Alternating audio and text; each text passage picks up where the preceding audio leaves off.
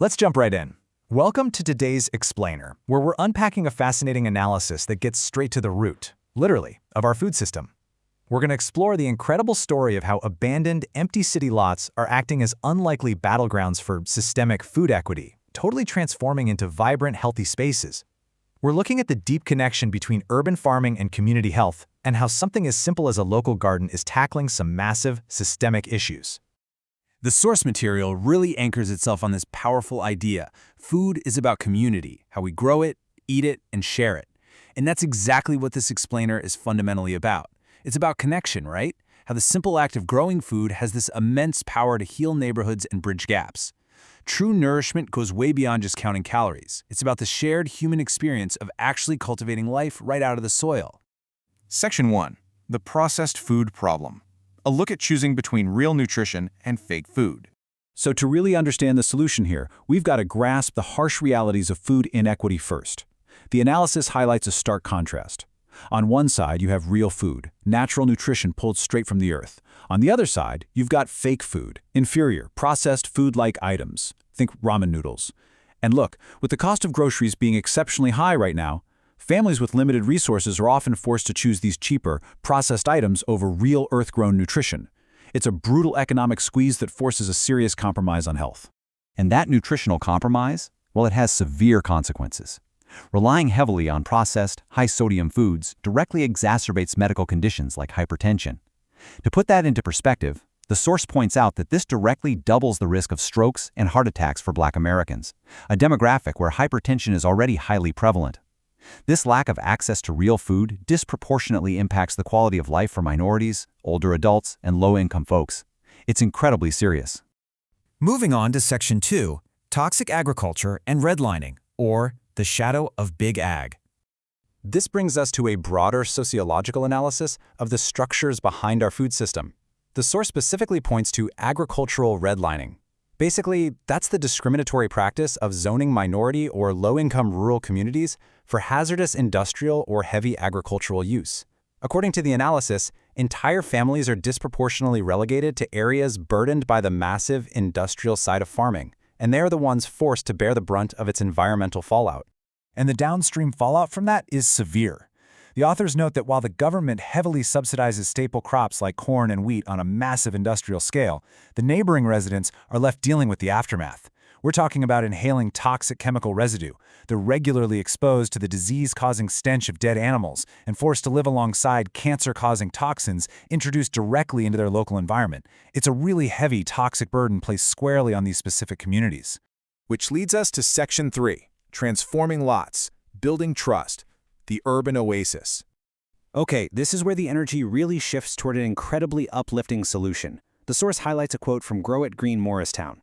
Our goal is to create programs in urban green spaces in our community that nurture relationships and create trust while being open to authentic conversations that help build racial equity. These shared spaces are doing way more than just growing tomatoes and carrots, you know? They're actively cultivating essential neighborhood trust, acting as safe hubs for authentic conversations that actually build stronger, more connected communities.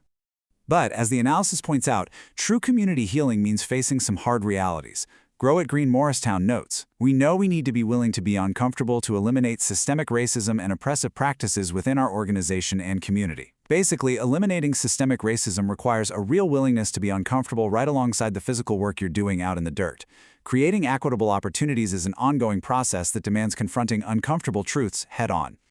Let's jump to Section 4, Teaching Lifetime Garden Values and Generational Knowledge. So how does this work in practice? Well, urban farms provide immense value by passing down knowledge through a really powerful cycle of sustainability. Here's the flow. Step 1, people learn to grow food sustainably, completely without those toxic chemicals we talked about earlier. Step 2, they actually get to harvest healthy, real food. Step 3, this newly acquired skill reduces their reliance on outside assistance. And finally, Step 4, they teach the next generation. Just imagine a middle schooler pulling a carrot from the dirt for the very first time. Teaching that single, simple skill provides a lifetime of independence and nutritional awareness. It's a total game changer. Next up is Section 5, Lowering Costs and Food Aid, Economics of the Garden. For families who are really struggling with the skyrocketing cost of groceries, this kind of independence is a vital economic relief valve. Think about it. Traditional welfare often relies on once-a-month EBT allocations, which naturally forces people to turn to local pantries or churches just to bridge the gap at the end of the month. The authors argue that urban farming programs take a massive load off of those systems. They do this by dispensing fresh, healthy food precisely when and where the community needs it most, offering a crucial and incredibly flexible alternative. But the source makes it clear that this is a collective effort. Individuals with higher incomes, those who don't necessarily face food insecurity themselves, can step up by donating their time and money. By actively supporting these vital community food lifelines, those with greater means can help sustain the gardens. It's essentially answering a call for true solidarity across income brackets. Everyone has a role to play here. Moving to our final section, Section 6, Pushing Politicians for Change, the plea for tomorrow. The analysis really culminates in a strong push for systemic change. The authors are urging people to take crucial actions right now. Write to your local politicians in Congress. They want us to reject the massive surplus funding that gets pumped into industrial staples and instead demand government support for grassroots, self-feeding programs like urban farming. Beyond that, the source argues it is absolutely crucial to advocate strongly for policies that prioritize good soil and the total elimination of toxic farming chemicals from our environments. All of this leaves us with a pretty striking question. What kind of food will our grandchildren eat? The source argues that if we don't address these issues right now, if we don't consciously choose real food over fake food and community gardens over toxic agriculture, then the vicious cycle of fake food and health disparities is just going to continue for low-income and minority neighborhoods. It's a really powerful thought, asking us to consider the long-term consequences of today's food policies and the incredible power of a single community garden to quite literally shape the future. Thanks for joining me for this explainer, and I'll catch you next time.